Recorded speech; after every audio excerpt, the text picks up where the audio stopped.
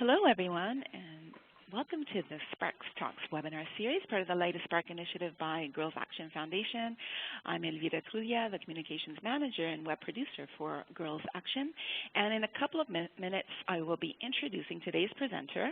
Very happy to be welcoming Laura Swaine for today's webinar. And she'll be talking about two programs that she coordinates for youth. One is a mixed gender group program, and the other one is an all-girls group. And she'll be talking about some of the specific challenges and strategies of working in a rural community. So if you have already participated in a Girls Action webinar, welcome back. And for those attending for the first time, thanks for joining us to find out about this important topic. So before giving the floor to Laura, I did want to spend a couple of minutes just telling you a little bit about the work of the Girls Action Foundation, or to remind you about the work of Girls Action Foundation for those of you who are network members and who know Girls Action very well. So Girls Action Foundation is a national nonprofit organization that works to empower girls. That's our mission. We're based in Montreal, where we run local girls programs. On a national level, we work with some 300 partners who run their own local girls programs in their communities across Canada. And we organize as an organization activities like leadership training, networking events, and various other projects for girls, young women, and women who do girl-specific programming. In terms of impact, nationally, we reach some 60,000 girls and young women who are located in northern, rural, and urban communities across the country. So I mentioned at the couple of minutes ago that this was Light a Spark, Sparks Talk webinar series. This is an extension of an initiative that took place in 2011, where we invited women role models to take part in different ways and to share their knowledge and their experience, and quite frankly to inspire other girls and young women to essentially what we work is to encourage girls and young women to develop their own potential. And so they were involved in different ways, such as blogs, webinars, and many other ways. And this particular webinar series is an extension of that, where we're also inviting people who do, women who do girl-specific programming to share their knowledge and experience with us. So we're very happy that Laura has accepted to do so today. And so a little bit of housekeeping before presenting Laura. So you will see on your screen, on the right-hand side of your screen, a series of panels and slides, and they will be changing throughout the presentation. So I just want to tell you how you can actually use those slides to communicate with Laura and myself.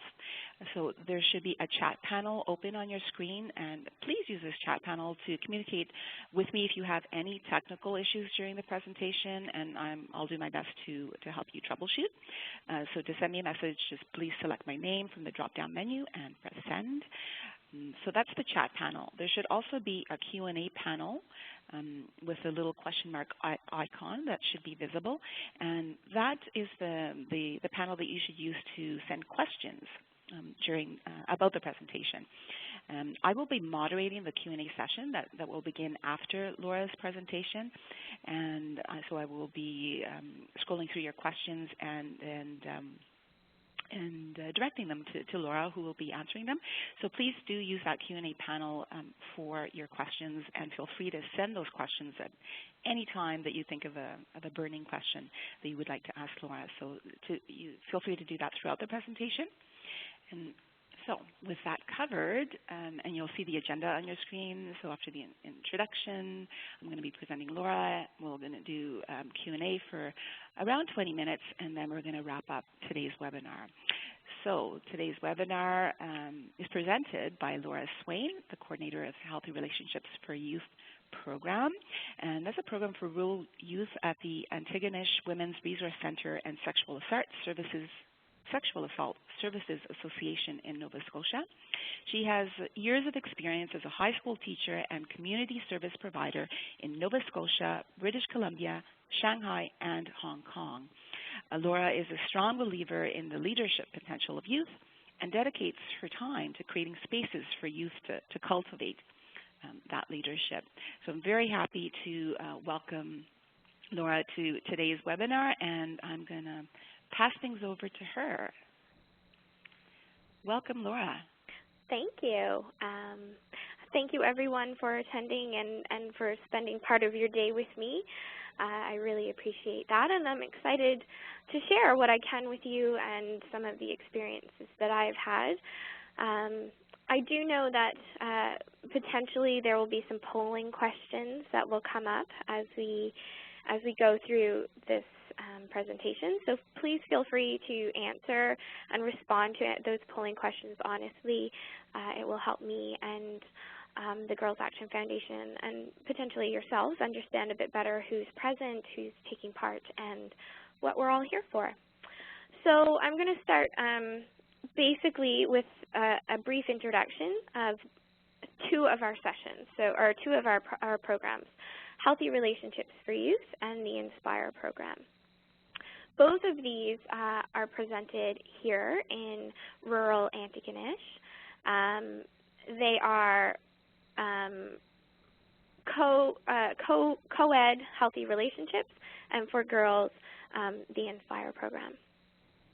I'm just going to say really quickly that my slides are not moving when I'm pressing them. So, Elvira, what do you think about that? Okay. Why are they not moving? Okay, if you're using the little right arrow key, and yeah. You're the presenter. It should be. There we go. I got it now. Okay. Sorry, everyone. There's probably going to be some technical difficulties as we carry on through, but we will just take our time and go with the flow. So who I am, Laura Swaine. I'm the program coordinator of both of these programs. So if you look at that map of Nova Scotia, you'll see that there is a little yellow star, and that is right over where Antigonish is. And that is where we are based out of. All of the other stars are where I travel to and where some of the other women I work with travel to, and we facilitate the programs there. So Healthy Relationships for Youth happens in all of those stars, and the Inspire program happens in the northern part, so around the 4 or 5 stars that are directly around the yellow star. So that's sort of a visual representation of our program. In the past year, it has expanded a lot, which is great, and we're very encouraged by that. Before I begin, I just want to say that while I have a lot of experience, or several years of experience working in rural areas and with youth, most of that is directed in Nova Scotia. So while I am speaking about this, I don't claim to know what rural parts of the rest of Canada are like, and I hope that some of your feedback informs me if you're experiencing similar things or not. So in general, the Healthy Relationships for Youth program is a peer-facilitated violence prevention program. And what that means is we take high school students in our high schools, grades 9 to 12, and train them and teach them how to deliver this program to the grade 9 students in their Healthy Living class. So Healthy Living is health, or what some people used to know as PDR, and is a really great space to have a lot of these conversations. It's not limited to that class, and it certainly can happen in an English classroom or a gym class or a social studies class, but it is matched to the learning outcomes, to the Healthy Living. The goal is to help students make links among issues related to various forms of oppression, exclusion, and violence. And we do this by encouraging those students to recognize and challenge sexism, racism, and homophobia. Our main goal there is to really not just look at, say, bullying as one thing. We want to give them sort of the underlying issues that would create a space for bullying, and have them figure out ways that they feel comfortable intervening or speaking up against or taking action against. And all the pictures that you're going to see are actual youth. Those youth that you're looking at right there were 2 previous youth facilitators who are now in university who came back to do a presentation with me last year. So this is an ongoing learning experience. Once they've entered into HRY, they carry on for years. And this next slide is a bit tricky to see, but it is our session topics, so what it is we talk about. And you'll see that we start with a basic healthy living, go on to diversity and communication, learning from each other, stereotypes and pop culture, and the second part of power and violence are actually what we call gender-separate classrooms or classes. So we take those sessions and we divide the class based on gender, which I'm sure lots of you will have questions about, but in general we do it in a way, or we try to do it in a way that is as safe and accessible as possible for everyone who is present.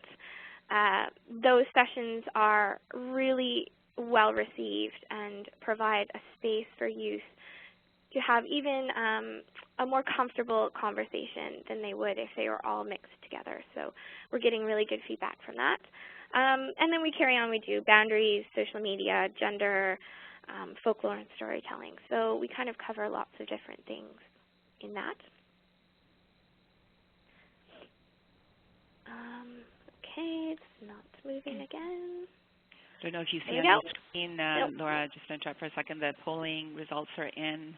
Great. I'm not sure if you see them on your screen, but for you to know that about half the people that responded are from urban area, or a little bit less than half, I should say, and a little bit more than half are from rural areas. Great. Well, I'm happy to hear that.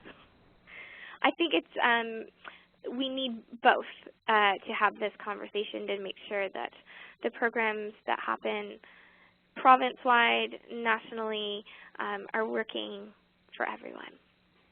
So just to carry on a bit, our objectives for the HRY program are, basically in general to help students and youth build healthy relationships, help them maintain those, to understand diversity a bit better. So, and while we specifically here mention Mi'kmaq and African Nova Scotian communities, we also look at diversity in a much broader context and encourage the students to do that as well. We also ask them to look at gender-based perspectives and helping foster development in empowerment and partnerships and learning. So we kind of try to fit a whole lot in there, and I think we do a fairly good job. So part of the strengths of this program and why we are putting so much work into it, and hopefully why it is getting some recognition in other parts of Nova Scotia, is because it is created for this rural community purpose. So when I say created for NS, for Nova Scotia, by Nova Scotians, that's because we understand that our communities and our experiences here are probably very different than ones that are happening in Toronto, but are also probably similar. So we try to take some of that information and make it work here. We're very youth-centered, youth-facilitated. That sort of means not just that they're facilitating the program, but they also have input on the actual curriculum, on the organization of things, on when I go to conferences. Usually when I do speaking presentations like today, I bring youth with me because I think that's the best way to get their input and get their involvement. So for example, tomorrow I'll be going to a conference in Halifax, which is our closest big city, and I'm taking 2 of the youth with me to present the program because that's a great opportunity for them. It builds their skills. We look at gender and try to incorporate that in, understanding that gender and healthy and unhealthy relationships have different effects on gender, that media and stereotypes affect gender differently, so we don't try to pretend that's not happening. We like to bring that in. We look at homophobia and racism and sexism and as many isms as we can fit in, and try to build skills around recognition and challenging, encouraging self-esteem and respect, we work with other schools in our program, other programs in our schools that are happening and our communities. I try my best to know what is happening in each of the schools and be in contact with each of those people to make sure that we are not competing, but that we are working cohesively. We're very flexible and evolving, so like I said, we do evaluation that incorporates the student's voice and opinions, and so if they tell us that something isn't working, we don't try to force that. We make changes based on what they tell us works and doesn't work. And we link it to outcomes and standards based on the Nova Scotia Department of Education, so that all around everybody's getting what they need to get from it. And this little slide is, I like to use quotes as much as I can because I don't think that I necessarily have all the answers. So Ramona Jennings was our Minister of Education up until last week. We had an election, and now our new minister is Karen Casey. But last year, Ramona Jennings made a statement about grade 9 and how critical that is, keeping students involved and how it's such a transition year. And I think that for us is why we focus on grade 9 rather than any of the other grades. Not to say that it isn't important and that there aren't things that should be done at those ages and at those stages and grades, but for us, grade 9 was the pivotal year. And Dr. John LeBlanc is a professor at Dalhousie University, and he also works for IWK here, which is our children's hospital, and he sent out a report last year and said that healthy relationships and fostering those are sort of one of the most important things that we could be doing. And so for us, that's really critical in why we keep doing our program and why we hope it's successful. Just in general evaluation, we've been evaluated externally by Dr. Leslie Tuddy, who was contracted by the Canadian Women's Foundation, who is one of our main funders and who we've been working with for several years. And internally, we evaluate our program each year using data from the schools, from the teachers, from the facilitators, and that happens through online surveys and also through informal focus groups and discussions. So the second program that we do here is a bit different. So while the first one, HRY, actually happens during class time and is a co-ed mixed group of all students in grade 9, Inspire really is directed at just girls and girls at the grade 8 level. And we felt like that also was a pivotal year when it came to girls. That transition from grade 7 to grade 9 is where a lot of girls encountered some problems, and it was brought to our attention that that would be a really great space and time to have some mentoring happen. So Inspire is a space where they can feel safe and non-judged and develop some skills, but it's also just a space where they can come and be heard and meet a woman in their community who shows up and who supports them. So we look at this over 10 weeks, and we do lots of different things. And we try to work in partnership with guidance counselors, health nurses, people from the community, and teachers. But each Inspire program looks very different, and that's the greatness of it. So in general, the objective here is to foster decision-making, self-care, critical thinking, media, self-esteem, awareness of rights and responsibilities, trying to open up space so that they can talk and network together and build those relationships together. We also leave the direction and the entire framework of the program up to them. So on our very first day, we go in and we ask them what they want to talk about, what issues mean something to them, what they're interested in learning about, and then we structure our program the next 10 weeks around those. So sometimes they're very similar, sometimes they're not, And depending on what they're interested in, we bring in community members to speak about that. So if they want to talk about fitness, we might bring in a fitness instructor who does a session with them. If they want to talk about nutrition, we would bring in a nutritionist from our community to teach them about healthy eating and so on and so on. So it's a great way to build that capacity within the school and connect school and community. And we often are doing this at lunchtime.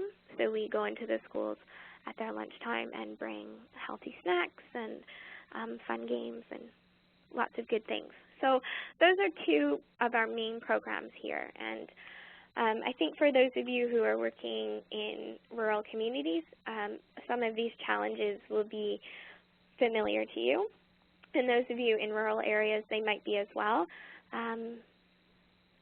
In urban areas, they might be as well. But yeah, for me and for us here in Antigonish, really a lot of our problems stem from transportation. And when I say transportation, I don't just mean, like that there isn't any. For example, in Antigonish, we don't even have bus transportation, and there are only, I think, 2 taxis.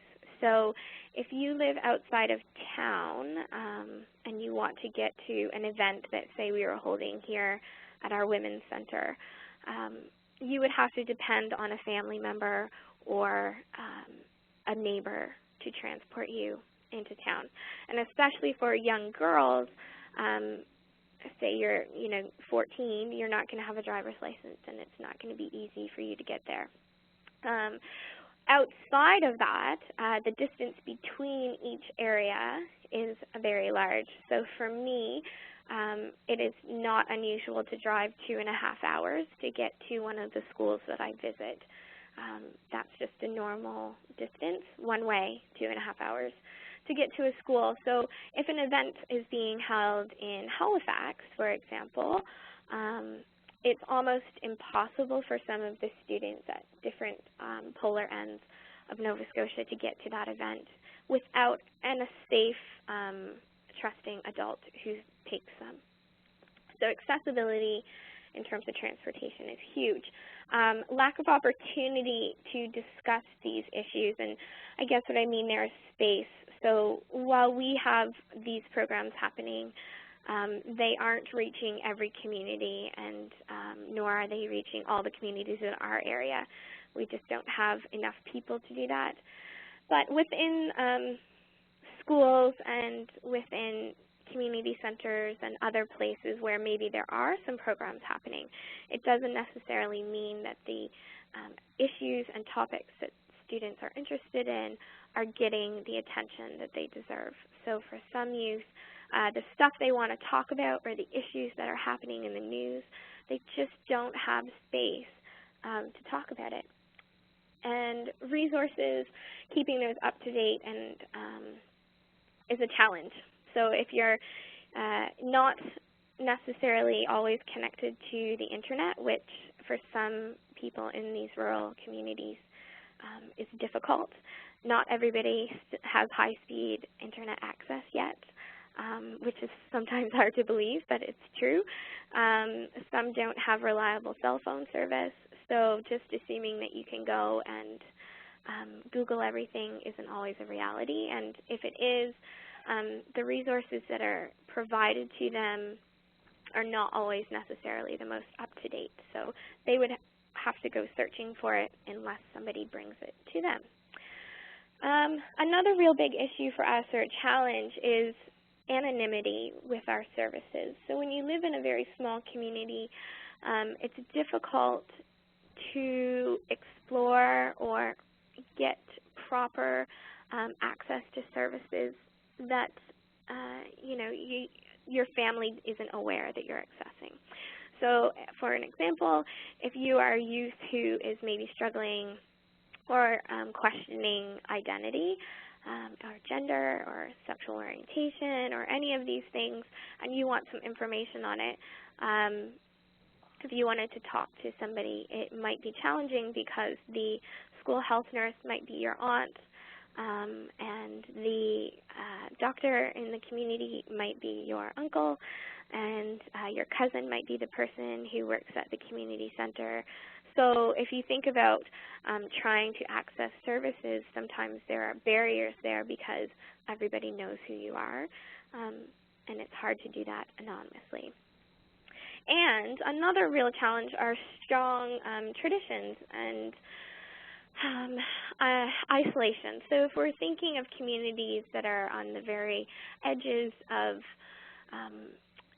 very far from main city centers, then they probably have been holding on to their traditions for a long time. And while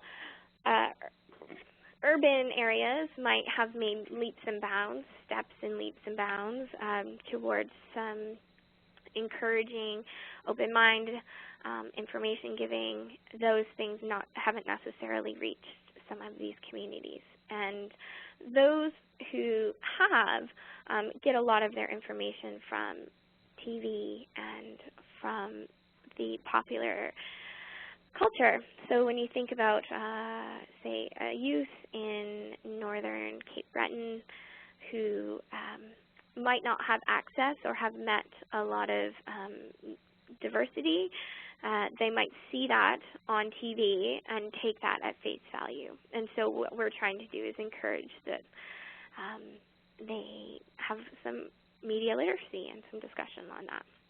And then from that, we're seeing a lot of increased anxiety, depression, and substance abuse happening. So I don't think that that's necessarily unique to a rural community, but it is a main challenge for us when we're trying to run a program or share information that some kids are having trouble just getting there and accessing it sober. And ways that we're trying to address that are several. So we do lots of things. We do the best we can. And so one is that we try to bring youth in as much as we can and make them feel like they are important and that they're central to what we're doing. So that's a bit of what I was explaining for HRY is we actually ask them their opinion on the program and how they want it run and what it looks like, what topics are important. And we encourage peer mentorship, and so we're building those relationships and creating safer spaces within their schools where they can talk about these issues and have people outside of maybe the teacher or the principal who they can access information from. We are bringing in positive role models as much as possible and bringing those people from nearby communities and not necessarily that exact community. So when we do a lot of our trainings for our facilitators, I'll bring in local people to come and do a conversation or a discussion based on a topic, but I don't always necessarily pick a person from that direct community, so that we can expand some of that anonymity to the next community. Trying our best to make sure our information is relatable and correct and interesting and up to date, so that not only are they getting it, but they're getting it and it's sticking with them. And we're trying to do that through lots of various ways, by using media, by, again, incorporating their thoughts, making it fun, hands-on, and experiential. Opportunities outside of our specific programs is really important as well. So we network with other programs across the province that are also doing youth-based or youth-led workshops or conferences or anything like that, and provide opportunities for the youth that we work with to go to those as well. Helping them find internet resources and applications, working with them to kind of figure out what media literacy they have or need is really important, and partnering, like I said, with those organizations from across the province. We also work very hard to find allies within those communities who do support the work that we do and the students know they can go to. So respecting community and honoring community as it exists is an important part of what we do. And we also use outreach workers a lot, so I didn't specifically talk about that, but outside of the HRY program and the Inspire program, we have local outreach workers who go into the various communities and do specific sort of counseling or discussions or workshops around themes for girls in those communities. And we also try to be as flexible and creative as possible, because when you're working with limited resources or limited transportation, you have to be creative in the way that you get people to attend, and once they're there, get them to stay. So that's some of our challenges and how we address them. But I think it goes a bit larger than that, and sort of what else we need to be doing. And part of that for me and for us here is that we really find, and I'm sure lots of not-for-profits find the same thing, that we really are financially struggling, and we really need some more money allocated to not just programs like mine, but to all community programs, and doing it towards preventative rather than reactionary. When I say that, I mean in Nova Scotia in the past year or two, there have been some serious issues that have arisen, particularly around bullying and cyberbullying, and the province has decided to react by putting some money towards that, which I don't think is a bad thing, but it would be great if those things could come as a prevention rather than a reaction.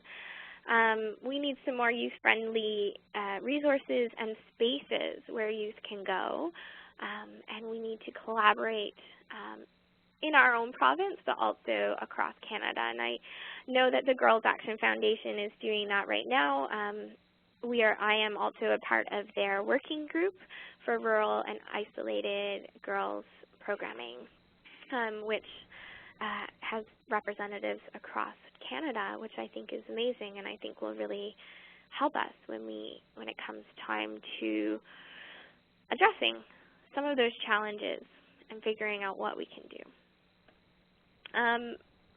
Why girls and why now? And I think for me, this little quote is one of the things that kind of keeps me going. That youth really need to feel like they are needed, that they're heard, and that they aren't just sort of floating around out there, that we need them. And so for our programs, I think that's one of our main goals, is to just give them space, give them time, and give them recognition for their value in their leadership. I know that we have a couple other quotes and some other slides to come up here. So these are some of the quotes from the youth in the terms of the programs that we run. So HRY, you'll see lots of, like, it taught me skills and it taught me this, and I learned, how to have an open mind and things like that. And Inspire, it's a bit more, I'm not going to think negatively about myself. But I think we're going to enter into the question period, and that's my favorite part. So please ask lots of questions, and I will do my best. Thank you so much, Laura, for giving us so much great information about your programs and some of the challenges and how you're addressing them. Inviting people again to submit their questions at any point through the Q&A box, and if you've already submitted a question via chat, I'll be having a look at that as well. I see that one has come in via chat. Just to keep it simple for me, please use the Q&A box so I have one place to look, but it's okay. I could also shuffle between one and the other. So Brian is asking, I understand and commend the Inspire program, but is there anything for the male youth in rural areas which are similar? If not, do you plan to expand and cover the need? Yes. Okay, great. And that is a question that happens a lot. We get a lot. yes, there are boys programs directed especially at grade 8 as well, because they recognize that it's an important time for boys. There's one called Activate that I think Schools Plus is encouraging to go. And Schools Plus, for those of you maybe who don't know, is a program that happens in the school that is sort of a tie between community organizations like mental health or counseling or sort of any other things that are happening in the community that can be brought in and done within the schools. So while we don't focus on any of the boys3 we do know that it is happening, and we work in partnership with those when they're in our schools.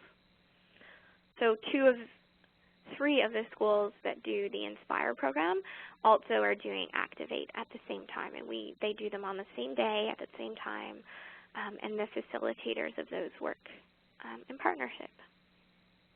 And I can see that Jill also asked, are there connections with Schools Plus in NS? And yes, I mean we are both in a school, so we both are aware of each other and communicate all the time. While it's a bit different because we're actually during class time, so we're a bit more in connection with classroom teachers and administration, and less in contact with Schools Plus because they're focused on a bit different sort of thing. In terms of Inspire, we work closely with them because they often have ties to the people that we want to bring in to do the sessions. So there's a great partnership there, and that was a bit of what I meant when we discussed what we're doing, strategies that we're trying to do, which is building connections and networks with these other organizations in our community and across the province. Just to keep in mind that we do have the attendees attending today's session are from across Canada, and in Quebec, for example, it's a slightly different education system, so we don't use grade 9, 10, 11, 12. So one of the attendees wanted to know what the age of a grade 9 student is, so it is 14 years old. So maybe if we want to refer to grades, we can also refer to the age of the students. Sure. Grade 9 it would be actually a bit, it's more 14, 15, and sometimes 16, but mostly 14, 15. And grade 8 would be like 13, 14. Yeah, sorry. Teenagers across the board. Yeah. We have a question from Naomi. She is from Windsor, Ontario.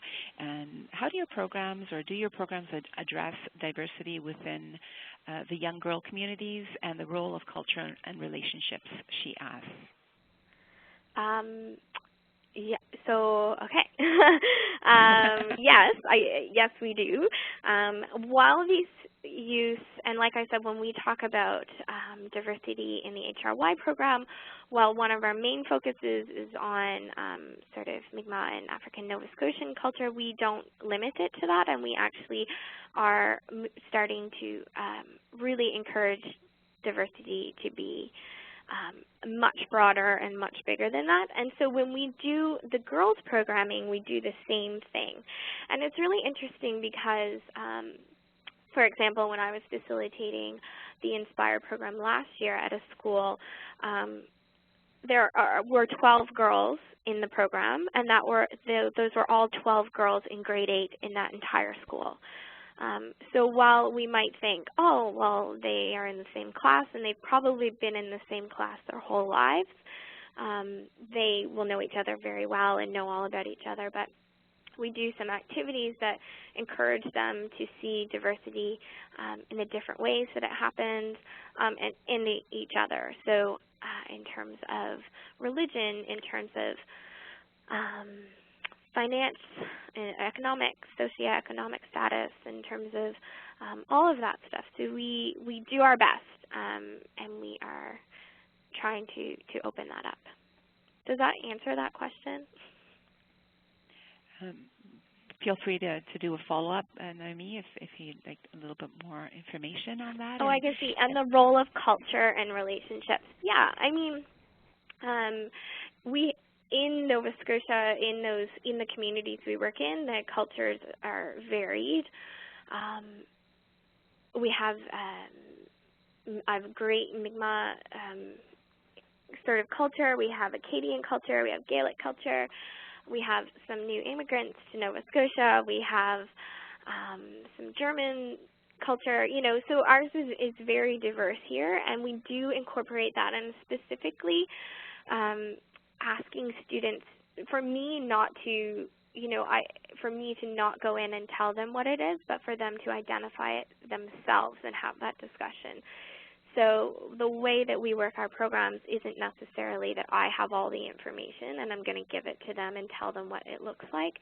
It's really an exploration together to come up with that. And often if they don't, we try to encourage that. But I certainly, we do our best to bring culture into relationships. That's a very important point, and sort of speaks to you were describing as the youth-led approach, or the peer-led approach to the program. So can you think of an example of how something relating to diversity issues might have played out in one of your workshops, just to give an idea of how that can be addressed? Because I'm going to guess that a lot of people who do facilitate youth programs might have similar situations and possibly similar experiences. Does anything come to mind in terms of a concrete example? A concrete example of diversity? Yes, how that would be addressed in the classroom. Like you're speaking to the fact that there are the range of diversity. We're talking about cultural diversity, religious diversity, various types of diversity. So how would that be, using the peer-led approach, how would that be something that comes up in a workshop, and what kind of activity would be used to sort of respond to that? Sure. So, well, first in our session we have one called, specifically in HRY, called Situating Self in Diversity. And so the goal there is to have the youth facilitators lead a discussion that starts off with students asking in small groups and asking each other and responding to a bunch of seemingly not related to diversity questions. So there are things like, what age would you be if you didn't know how old you were, or what's the last time that you tried something new, or just like these sort of, they seem really random questions, but so students ask those questions and they're in small groups and they share. But what's happening while they're sharing is they're actually seeing how each one of them is coming with their own perspective and their own unique idea.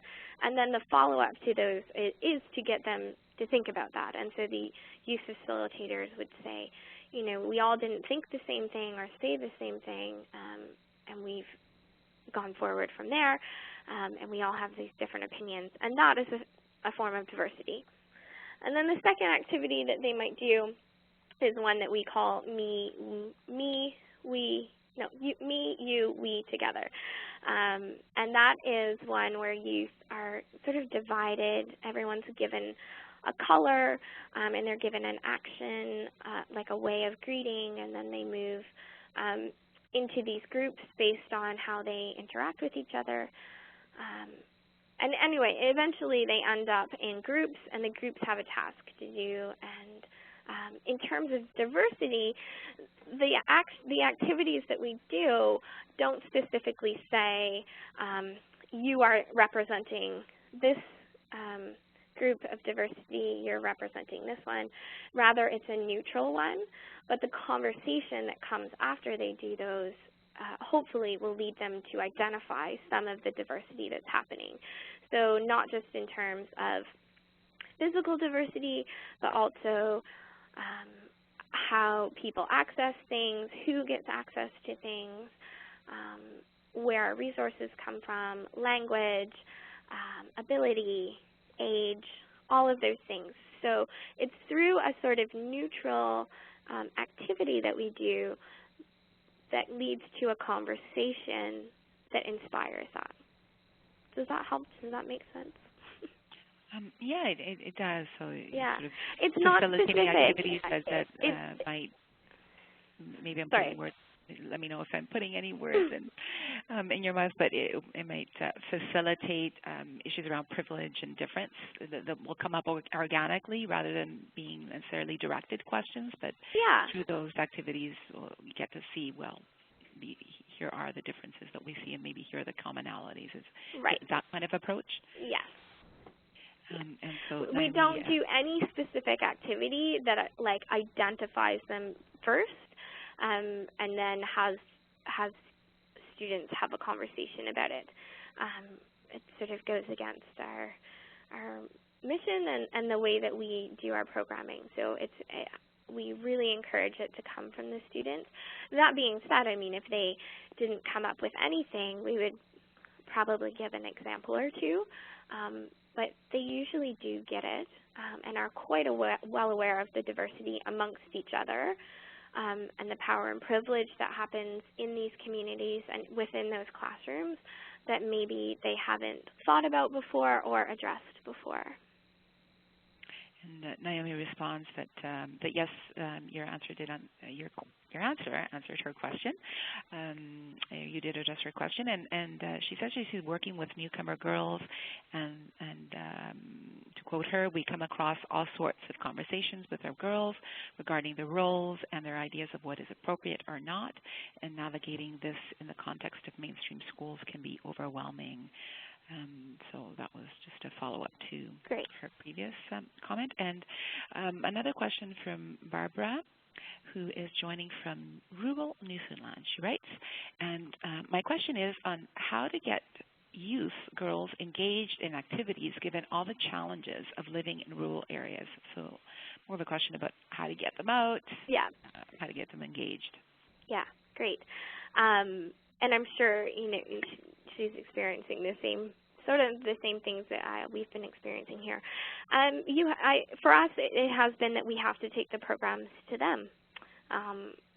When you try to keep it central in one location, and that might be because it's the space that you have or where your materials are or, even in terms of your own accessibility where you can get to. And if you start at that, that's great, and you build in that community and you build in that space first. And then when you're ready or when you're able to take it to those other areas. So like I said, I regularly travel 2.5 hours to get to a school so that we can do a program there. The Inspire program for us goes from right here in our community, like 2 minutes away, to a school that is an hour away. So we travel there and we bring the materials to them. Another great example of that would be when it was International Day of the Girl Child, which was, I guess that's 2 weeks ago now, October 11th. We did some events. We wanted to hold an event for that day to celebrate being a girl, but we knew that we couldn't get the students to come or the youth to come from everywhere that we wanted information or to share this with. So we took it to them and went to schools, and some schools we saw like 250 to 500 students, and other schools we just saw maybe 50 to 60 students. But in that sense, those are that many youth that we wouldn't have accessed before. So in terms of how do we get them there, we don't. We go to them. Mm-hmm. Yeah.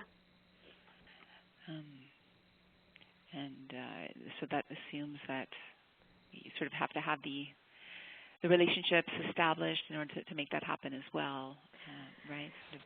Yes, but also for us, if it wasn't in a school, I think that's part of the challenge and the solution is finding, like I said, individuals in your community or in those communities who want these things for their youth. You know, I think especially for a lot of us out here on the East Coast know that we're losing a lot of our youth who are, once they turn 18 or so, are moving to Alberta or other parts of Canada to work. And so I think people in those communities are recognizing that that's happening and are doing their best to encourage youth to stay. So if you go and find somebody in that community, whether it is a teacher or a principal or someone at a community center or even just an elder in a community who supports what you want to do,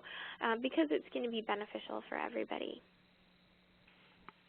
Thank you. Thank you so much, Laura. And let me take a step back because we actually have, saw them in the chat box, follow-up questions to around the question of diversity. And maybe I'll just read them out, and then I think there's probably a common thread among the questions. So one of Luna asks, how do you accommodate gender nonconforming youth in your gender-separated programming? Pulami asks, what exactly do diversity sessions talk about? Do you consider issues of other ethnic backgrounds, and how is it done? And then Laura asks, under which topic is mental health and learning disabilities discussed? Things such as ADD, dyslexia, if at all. So I think the common thread is about how to create inclusive spaces, and then how to actually address, again, the differences within an inclusive space. Like, Sure. Yeah. So to start with our gender classes, those gender sessions are divided initially. Well, and it's really, and I struggle with it too sometimes, because I also think that what you want to do is create a safe space for all of the students. And when you think about grade 9, how many of them are maybe questioning or have already made decisions about their identity, it's not very many are outright willing to put their hand up and say, this is me. That being said, we are very aware that within those classes there are going to be people who are experiencing that. The problem that we first identified was, okay, if we divide our class, boys in this group, girls in this group, that we aren't allowing space for that. And so we tried with 3 sessions. So people who feel comfortable talking about being female and problems and issues that surround female, be over here, males over here, and then a neutral group for people who are just willing to discuss openly gender. The problem was that we didn't get any school that had students who participated in the 3rd group. So then we kind of rethought things and thought, well, maybe that's because people weren't feeling safe to go into that 3rd space. So then we kind of thought, well, how can we do that in a way that isn't making them kind of put themselves out there? So then we changed it back to having 2 groups. So right now, initially, when they're divided in there's 3 sessions that are divided based on gender. They separate into 2 into the binary, but the youth facilitators are trained to watch and monitor very closely during that first initial session for people who are having issues, are feeling uncomfortable, are voicing concerns, who are saying, like, I don't fit and I want to go in the other one. And that is something that they then work on, and we problem solve and work on together. It's a challenge, and I don't know if we have come up with the direct answer yet, or if the best answer is that. But that's what we're working with, and we are open to suggestions, and we are trying to be as inclusive as possible. The last thing we want to do is create a space where a youth has to identify themselves in any way that they don't feel comfortable doing. So So far, we haven't had that happen. Nobody's voiced that concern, and there is space in their evaluations for them to talk about that, and people haven't. In fact, we've only been getting really good responses in terms of those separate gender sessions. But I'm sure people have a lot to say about that. So I welcome that. You can bring that. The other, if I understand correctly, just so just have some clarity on that.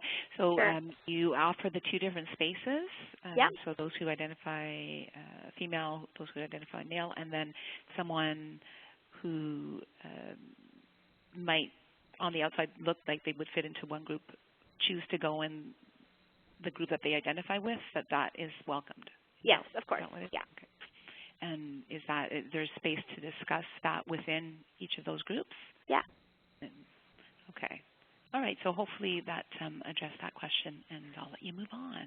No, yeah, and then the other two questions, I can't remember. Yeah. So I think the one for Pulami, you talked about that earlier. As you wanted to know how to actually address questions around ethnic diversity in particular. Sure. So you gave an example of types of activities where that could come up. And Laura wants to know specifically about mental health and learning disabilities, right. So how to address those differences. Great. Well, in terms of mental health, and also in terms of, well, we'll start with mental health. There is a new program that is being rolled out in Nova Scotia, I think last year and this year it started. It's a mental health curriculum that goes into the same healthy living class. So there is nowhere in our program where we specifically highlight mental health and discuss it. It comes up often. It is a very hot topic for youth. It's something that they are well aware of and well versed in, and so when we're having conversations, it's something that's discussed all the time. Our youth facilitators have some information on that and do get a bit of training on that, but in general, it's not one of our focuses.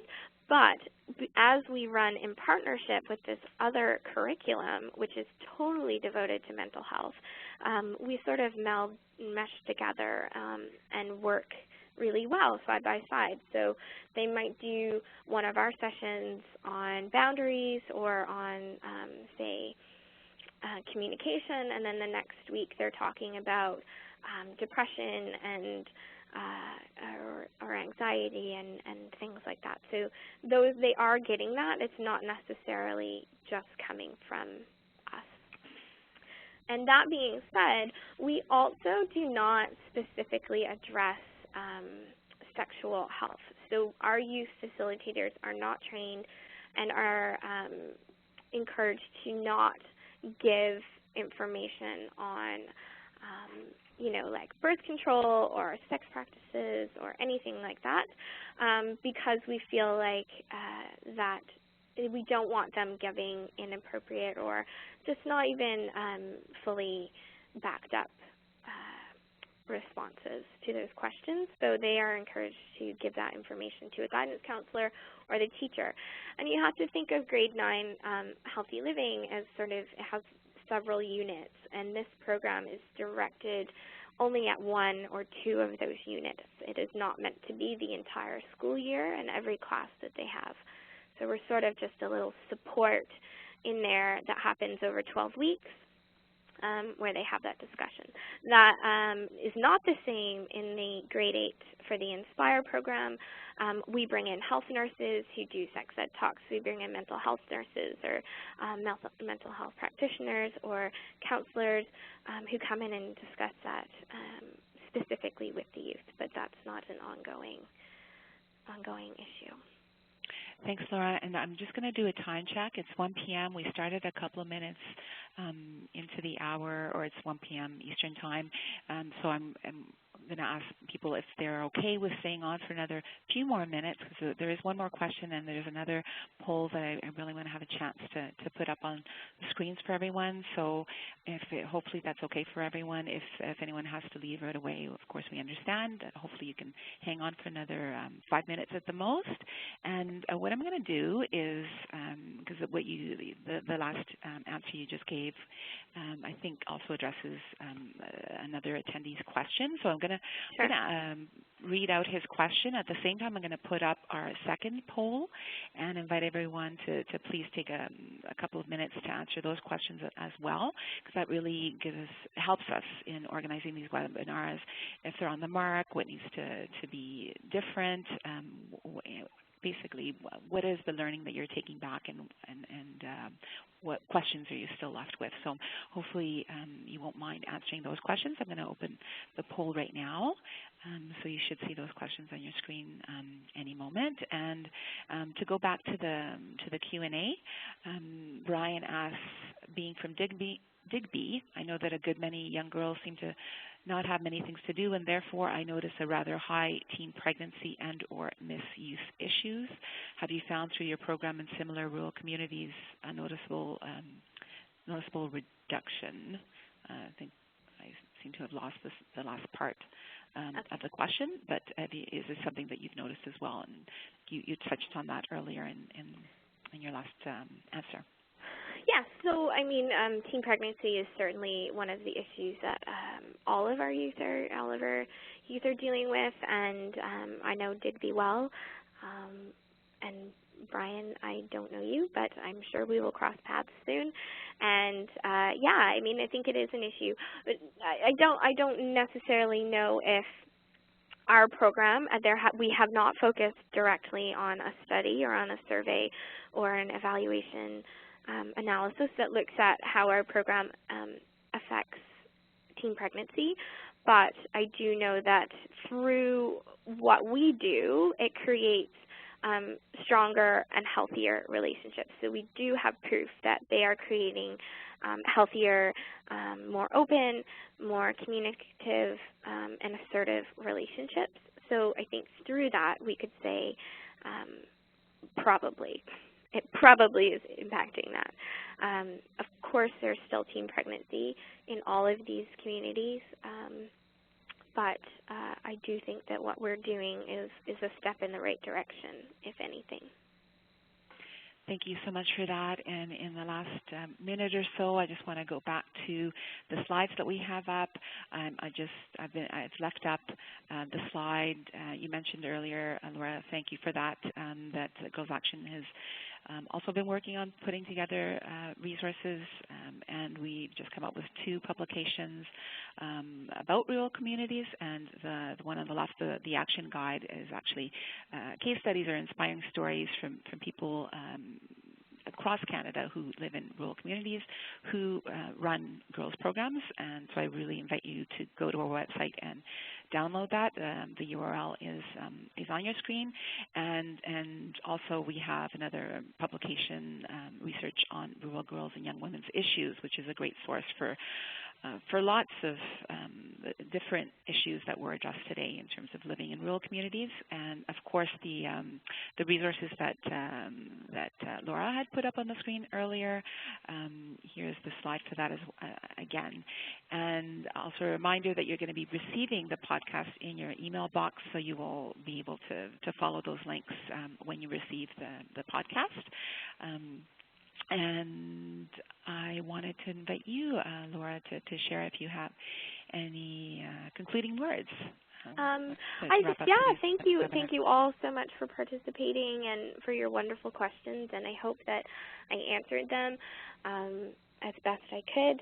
I think that we're probably all experiencing some of the same struggles, and I hope that if you need support in any of that, you feel free to contact me, and we can work together. And for those of you who are in Nova Scotia, certainly feel free to get in touch. And for all the rest of you, please keep up the good work. It is not in vain, and the work that we do with these girls and our youth does make a difference. Thank you so much, Laura. And as people are finishing up their polling questions, I put up slides with the different contact information, the different PowerPoints up with different contact emails. And I wanted to share one last email with you. Laura mentioned earlier that she's part of a rural working group, Girls Action Foundation. And so if any of you who have been attending this webinar would like to be part of that working group, I will ask you to email Jillian at girlsactionfoundation.ca, and definitely you would be welcome to joining that group and really setting the agenda on what it is that you want to talk about and the different, possibly different action initiatives that you might want to take. It's really about, and Laura, I don't know if you want to elaborate more on that, but about the working group, but it's a space where you get to talk about what's of concern to you, and collectively you decide on what the next steps will be. So again, Jillian at girlsactionfoundation.ca if you want to be part of the working group. Thank you so much for joining us today, to all the attendees, and thank you so much, Laura, for taking time out in your busy, I know you have a very busy schedule, to present this PowerPoint and answer so many great questions today. And hope everyone has a great day. Thank you again.